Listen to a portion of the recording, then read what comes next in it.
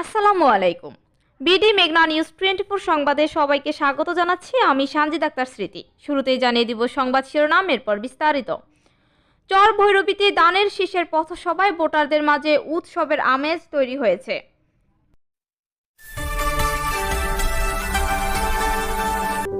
BD মেঘনা news 24। শুনছিলেন সংবাদ শিরোনাম, এবার বিস্তারিত।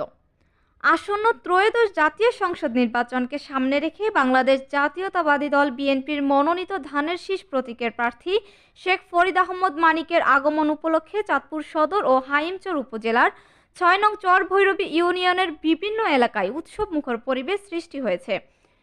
নির্বাচনী পথসভায় ধানের শীষের পক্ষে সমর্থন জানিয়ে বিপুল সংখ্যক নেতাকর্মী ও ভোটার স্বতঃস্ফূর্তভাবে অংশগ্রহণ করেন। এ সময় চরভৈরবী ইউনিয়ন পরিষদের চেয়ারম্যান ইউসুফ জুবায়ের শিমুল চোকদার উপস্থিত থেকে দানের শীষের প্রতি সমর্থন জানান।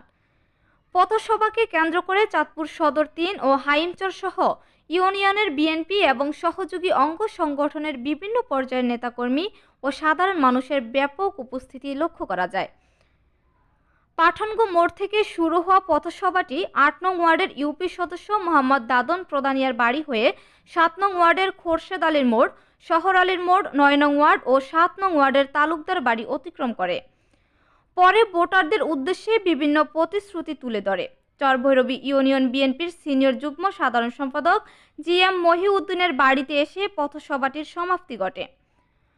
পথসভা চলাকালে শান্তিপূর্ণ ও আনন্দঘন পরিবেশে নেতাকর্মী ও ভোটারদের সক্রিয় অংশগ্রহণ পুরো এলাকায় নির্বাচনী উত্তাপ ও আগ্রহকে আরও বাড়িয়ে তোলে। আমরা স্বাধীনতার পক্ষে, মুক্তিযুদ্ধের পক্ষে। আমি আপনাদের সবার সাথে মামুনের সবার সাথে আলোচনা করে আমি ধানের শীর্ষে সমর্থন দিয়েছি।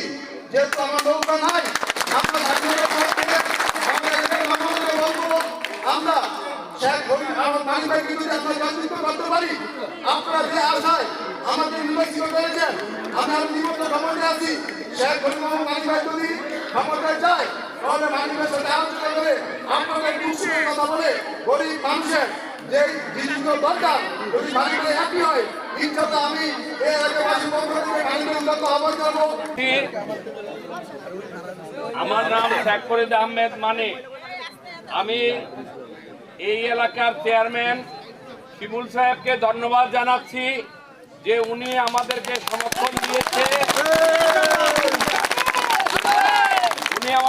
সমর্থন দিয়েছে এবং উনি আমাদের পক্ষে ধানের শীষের পক্ষে কাজ করছে। ওনার সাথে আমার কথা হয়েছে এবং উনি বলেছেন যে আমরা একজন ভালো লোক খুঁজছি যার পক্ষে কাজ করলে আমাদের এলাকার উন্নয়ন হবে। আপনাদের কাছে অনুরোধ থাকবে যে আমরা সবাই মিলে এই চরভৈরবীর যে সমস্যা সেগুলো আমরা দেখে আমি নির্বাচিত হলে আপনাদের সাথে থেকে আপনাদের চেয়ারম্যানকে সহযোগিতা করে এই এলাকার উন্নয়নের কাজ করব। এতক্ষণ আমাদের সাথে থাকার জন্য ধন্যবাদ।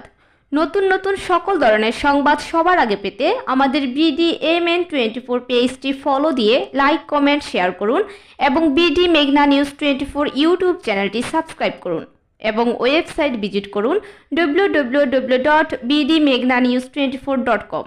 বিদায় নিচ্ছি, আল্লাহ হাফেজ।